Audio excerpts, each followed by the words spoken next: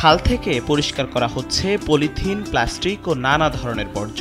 আর দুর্গন্ধে mask পরে অবাক হয়ে দেখছে কোমলমতি শিক্ষার্থীরা। প্লাস্টিক, তারপরে আমি অনেক বস্তা, তারপরে বোতল, অনেক ধরনের জিনিস দেখা গেছে। এখানে আরও বিভিন্ন ধরনের জিনিস দেখা গেছে, যেটা আমার খুবই খারাপ লাগছে যে আমাদের একটা খাল পরিষ্কার করা এত ময়লা আবর্জনা কিভাবে জমা হলো। বিদ্যালয়ের শিক্ষক শিক্ষার্থীরা রওনা দিয়েছে সমাজ সচেতন করতে।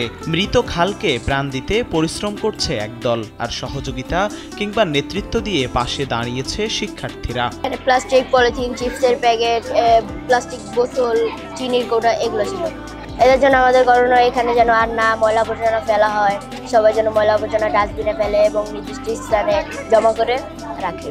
পলিথিন বা প্লাস্টিকের বর্জ্য পচনশীল না হওয়ায় মাটির সাথে সহজে মেশে না। বছরের পর বছর জমাট বেঁধে হুমকি হয়ে দাঁড়ায় পরিবেশের। খালে পানি চলাচল নয়, বরং স্তূপ হয়েছে ময়লার। রাজধানীর বেশিরভাগ খালের দৃশ্যই এমন। ক্ষতি হচ্ছে হলো আমরা যে ময়লাগুলো ফেলছি, ময়লা আবর্জনাগুলো ফেলছি, ওগুলোর জন্য খালের পানিগুলো যেতে পারছে না সুন্দর করে।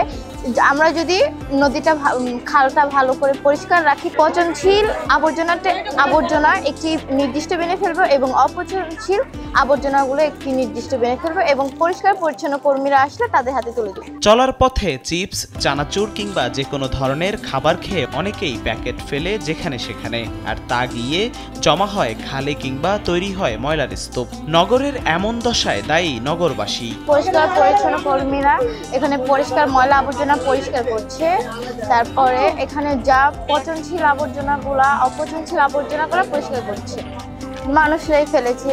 খালের চলমান পানিতে সাধারণের অসচেতনতায় প্রায়ই ভেসে বেড়ায় প্লাস্টিকের বর্জ্য। আবার বেশিরভাগ খালের জমাট বাঁধা ময়লার দুর্গন্ধে অসুস্থ হয়ে পড়ছেন অনেকেই। এই যে নোংরা পুকুর এগুলো পরিষ্কার করা হচ্ছে, প্লাস্টিকের বোতল, পলিথিন, ক্যান, আরো অনেক কিছু মানুষ আমরা চিপসের প্যাকেট, কোমলমতি শিশুদের সাথে রাজধানীর কল্যাণপুর খালের পরিচ্ছন্নতা কার্যক্রম দেখতে এসেছে তাদের শিক্ষকরাও। সমাজ সচেতনতায় শিশুদের আগ্রহ তাদেরও অনুপ্রাণিত করছে বলে মনে করেন তারা। তো আমরা আসলে দীর্ঘদিন ধরে এভাবে উপলব্ধি করছি যে আসলে পরিবেশের যে অবস্থা হচ্ছে, যে আমাদের বর্তমান অবস্থায় পরিবেশে বিশেষ করে প্লাস্টিক দ্রব্য এমন একটি মারাত্মক ঝুঁকির দিকে যাচ্ছে যে পুরো সমাজটাকে একটি খারাপের দিকে নিয়ে যাচ্ছিল। তো সেই ব্যাপারে আমাদের স্কুল থেকে যে ছোট ছোট সোনামণিরা আছে, এদের মাধ্যমে অ্যাওয়ারনেস করার জন্য আমাদের চেষ্টা করা হয়।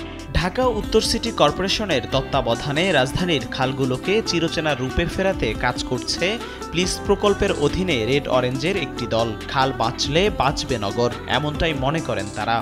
তো আমরা এই প্লিজ প্রজেক্টের আন্ডারে কল্যাণপুর খালটাকে ক্লিন আপ করা এবং বিভিন্ন জায়গায় ব্যারিয়ার বসানোর কাজ করছি। এর পাশাপাশি যেটা আমরা কমিউনিটি অ্যাওয়ারনেস ক্রিয়েট করার চেষ্টা করছি। শিক্ষার্থী লিখেছে যে আমার পরিবারের সদস্যরা ময়লা রাস্তায় ফেলে, নদী নর্দমায় ফেলে। এটা আমাকে টাচ করছে এবং আমাদের যারা কলিগ ছিল সবাইকে টাচ করছে। তারপরে আমরা ওকে চিন্তা করলাম যে ওকে ফাইন, এইভাবে তো করা দরকার নাই, তাহলে আমরা একটা কাজ করি, এই পরে ওই শিশু বাচ্চাগুলোকে নিয়ে আমরা কল্যাণপুর খালে নিয়ে আসি এই জায়গাতে। তো এদের দেখাই যে আসলে যে এই নর্দমাতে বা এই খালটাতে যে ময়লাগুলো আছে, এই ময়লাগুলো আসলে কাদের ময়লা, কী ধরনের ময়লা আর কি। এটা আমাদের এই দৈনন্দিন জীবনে ব্যবহৃত প্লাস্টিক, কোমর, খাট, পালঙ্ক সব এখানে ডাম্প করতেছে। আসলে শিক্ষা জিনিসটা সবার কাছ থেকেই আমরা শিখতে পারি। একটা শিশু বাচ্চা থেকেও আমরা শিখতে পারি, একটা বড় বাচ্চা থেকেও আমরা শিখতে পারি, বা বড়দের কাছ থেকেও শিখতে পারি। তো এই জন্যই আজকে এই আয়োজনটা আর কি।